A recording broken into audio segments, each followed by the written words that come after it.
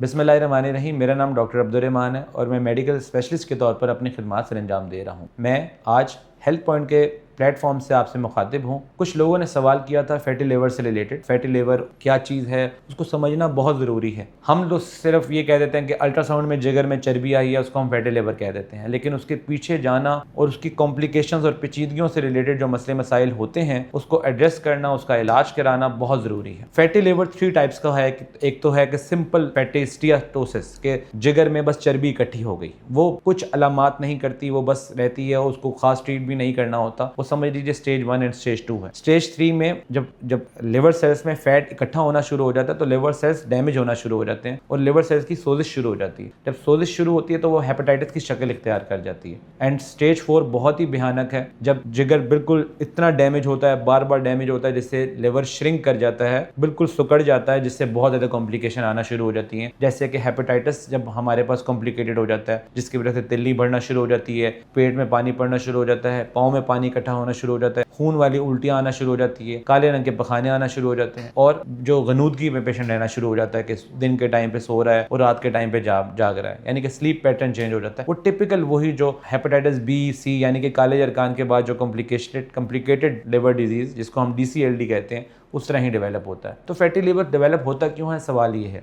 Once again fatty liver की वजह बहुत ज़्यादा वेट बढ़ना, मेटाबॉलिक डिसऑर्डर में वजन का बढ़ना, शुगर का बढ़ना और जितने भी मेटाबॉलिक सिंड्रोम में है कि वेस्ट सर्कमफ्रेंस, पेट का साइज बढ़ जाना, साथ में PCOS, fatty liver, blood pressure, sugar, ये सब चीज़ें जब ये होती हैं तो फैटी लिवर होने के चांसेस बहुत ज़्यादा होते हैं। फिर नंबर 2 पे कोलेस्ट्रॉल बहुत ज़्यादा रोल प्ले कर रही है। डेफिनेटली अगर कोलेस्ट्रॉल ज़्यादा होगा तो फैटी लिवर होने के चांसेस बहुत ज़्यादा होंगे। वंस अगेन इसको हम जो इन्वेस्टिगेशन क्या है, इसके इन्वेस्टिगेशन में तो हम लिवर फंक्शन टेस्ट कराते हैं और अल्ट्रासाउंड कराते हैं। अल्ट्रासाउंड में तो टिपिकल आ जाता है कि ये फैटी लिवर है, लेकिन हम लिवर फंक्शन टेस्ट से अंदाज़ा लगा सकते हैं कि अगर आपका ALT डबल हुआ हो तो हम समझ जाएं कि ये फैटी लिवर के साथ अगर ALT डबल है तो हमें बहुत ज़रूरी है कि इसको हम कंट्रोल करें, नहीं तो हम कॉम्प्लिकेटेड फैटी लिवर की तरफ चले जाएंगे। इसके साथ फाइब्रोस्कैन की जो फैसिलिटी है वो अवेलेबल है, जिससे स्टेज का पता लगता है कि अभी तक ये स्टेज 1 या 2 पे है, 3 पे या 4 पे। अब ट्रीटमेंट क्या है? ट्रीटमेंट डेफिनेटली हमें उसी तरह देखना पड़ेगा कि वेट रिडक्शन बहुत इंपॉर्टेंट चीज़ है। डेफिनेटली हाई वेट होने की वजह से या कोलेस्ट्रॉल ज़्यादा होने की वजह से ही फैटी लिवर बन रहा है, तो हम वेट कम करेंगे तो काफ़ी हद तक प्रॉब्लम सॉल्व हो जाएंगे। यूजुअली अगर हम जो टारगेट होता है कि हम पेशेंट का 10% वेट कम कर दें तो फैटी लिवर मजीद कॉम्प्लिकेट होने के चांसेस बहुत कम हो जाते हैं। इसके लिए कोई खास दवाई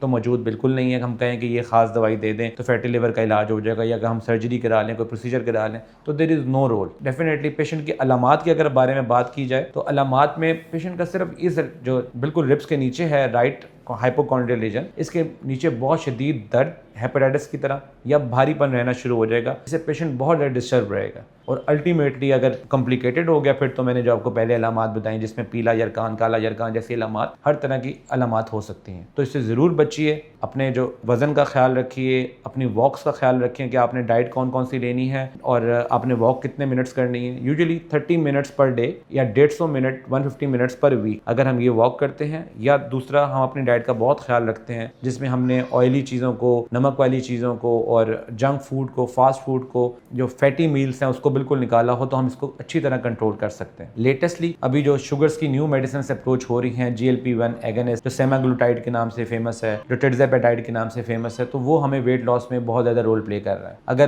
पेशेंट ये सब चीज़ें नहीं कर सकता, जैसे कुछ लेडीज़ में या ओल्ड एज लोगों में जोड़ों का मसला होता है, वो चल नहीं सकते, वॉक नहीं कर सकते, तो ये GLP-1 बहुत ज़बरदस्त एंड प्रॉमिसिंग रिजल्ट शो कर रहा है। अब तक के लिए इतना ही। अगली वीडियोस और अगले मज़ीद मालूमात के लिए मेरी वीडियो ज़रूर देखिए। तब तक के लिए अल्लाह हाफ़िज़, अपना ख्याल रखिएगा।